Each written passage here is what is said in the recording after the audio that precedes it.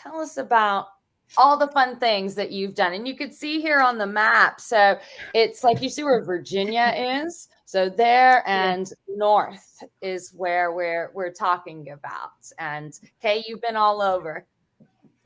Yeah, I've been all over. I can probably color I the keep entire saying that. Northeast coast, and that's where I've lived, right? Right. So when I started in New York City, so like other people have mentioned that they needed a car in New York City when you're living like in the metro, it's really not ideal for you to own a car. When people owns a car there, it means that you're very rich because you will be paying a car park for $300 a month, which it will eat up your entire salary, right? We're not even talking about insurance. So when you live in the city, please consider not buying and using the public transportation.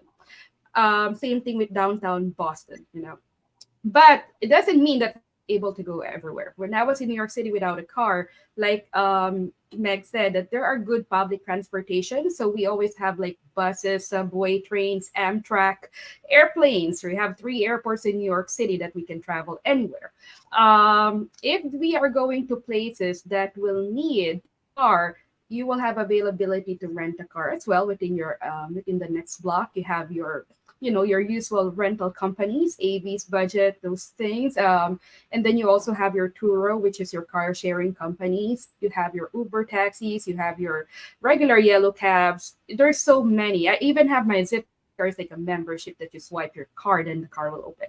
So there's so many Cool. options that you can use that you don't really need to own a car. However, when I transferred to Boston, I did not live in downtown Boston. I live in the suburb. When you say suburb in the US, it means like you're about 15 to 20 minutes outside where the downtown is. So that, yes, you will definitely need a car.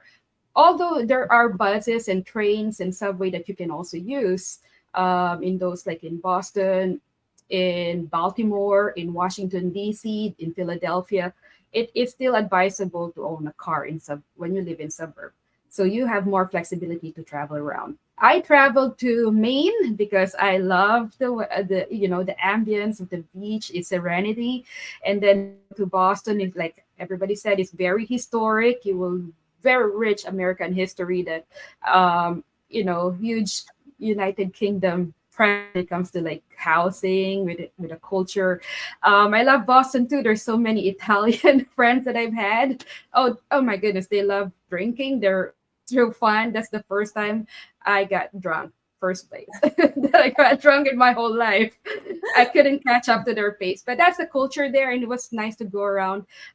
In Connecticut, Connecticut, Massachusetts, that area is one of the best place to go for fall when like around October you go there. It was so nice. And we rented an airplane, a private plane. It's not expensive, trust me. There are tourist private planes that will not cost an arm and a leg, less than $500, Wow. and it will take you the entire overlooking mountains that are it's fall color. So I recommend that to everybody. You split the fees and it's really affordable.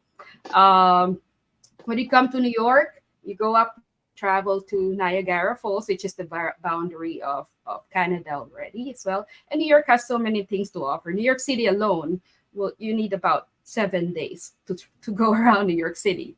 Then we have New Jersey. I love going to New Jersey. No sales tax when I'm buying my basic necessities for two. We have the nice Jersey Shore beach area. So there is a tourist attraction for a lot of Americans, especially when people who lives in like more the inland. So they travel going to the East Coast to go to New Jersey shores. They have nice Atlantic City there, boardwalk, pretty nice. Now you go down to like say Delaware area, right, and Maryland. So that's your calmer areas now, not as crazy as New York. So now I'm currently in Maryland. I love it here too. The reason why we moved here is also for education sake, and we also have access to the airports if we want to travel. We have good tourist area. It's 1 hour south of, 1 hour away from Washington, D.C., where have your all your monuments, very nice district.